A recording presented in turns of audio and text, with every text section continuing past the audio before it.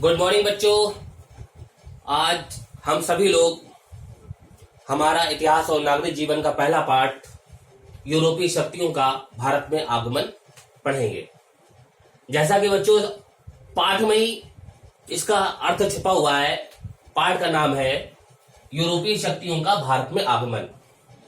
यूरोपीय शक्तियों का मतलब है यूरोपीय देशों से है और आगमन का मतलब है भारत में आना। कि यूरोपीय जो देश थे वो भारत में किस उद्देश्य से यहां आते थे, तो उनका मुख्य उद्देश्य व्यापार करना था।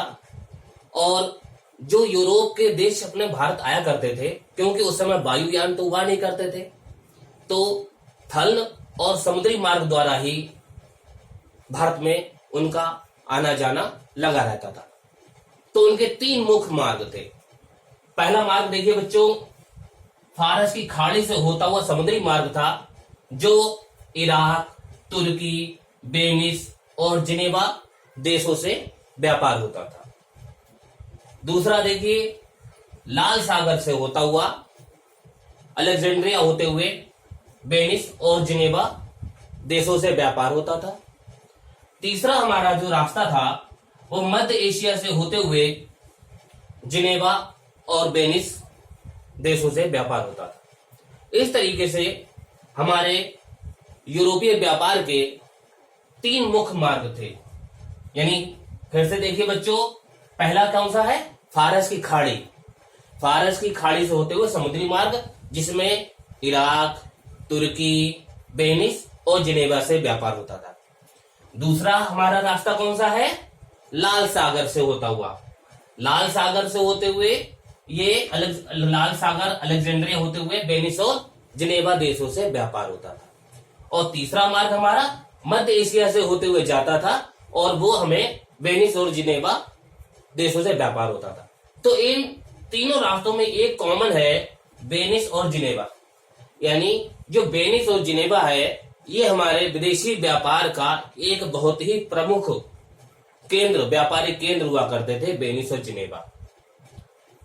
15वीं शताब्दी में तुर्कों ने इन मार्गों पर, एक मार्ग है, एक जगह है कुस्तुनतुनिया, उस पर कब्जा कर लिया और यूरोप और भारत के मध्य जो व्यापार चल रहा था वो मार्ग बंद हो गया। इससे भारत और यूरोप के व्यापार के बीच होने वाला जो व्यापार है उसको बहुत बड़ा धक्का लगा। अब जब व्यापार बंद हो गया तो यूरोप वासियों को यह आवश्यकता महसूस हुई कि कोई ऐसा रास्ता भी खोजा जाए, कोई तो रास्ता ऐसा होगा जो भारत को पहुंचा जाए। उसके लिए यूरोप वासियों ने अपने नाविकों को समुद्री मार्ग द्वारा भारत की खोज के लिए भेजा। उसमें ही स्पेन का एक नाविक था, उसका नाम था कोलंबस। जब वो भारत की खोज के लिए निकला तो बहुत दिनों की समुद्री यात्रा, जहाज पर घूमते घूमते वो एक नई जमीन पर पहुंच गया। वो समझा कि भारत आ गया, लेकिन वो भारत नहीं था। उस नई जमीन का नाम था अमेरिका। तभी कहते हैं, जब भी प्रश्न आता है कि अमेरिका की खोज किसने की, तो हम आसानी से बता सकते हैं कोलंबस ने। और ये कोलंबस बच्चों कौन से देश का था? स्पेन का।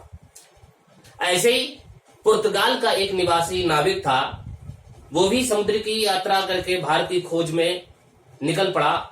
और वे बहुत दिनों का सफर करते करते, ये देखिए इस तरीके से पुर्तगाल का रहने वाला बहुत दिनों की समुद्री यात्रा करते करते करते और एक दिन हमारे भारत के कालीकट बंदरगाह पर पहुंच गया। इस तरीके से ये एक नए रास्ते की भारत से व्यापार समुद्री मार्ग की खोज हुई।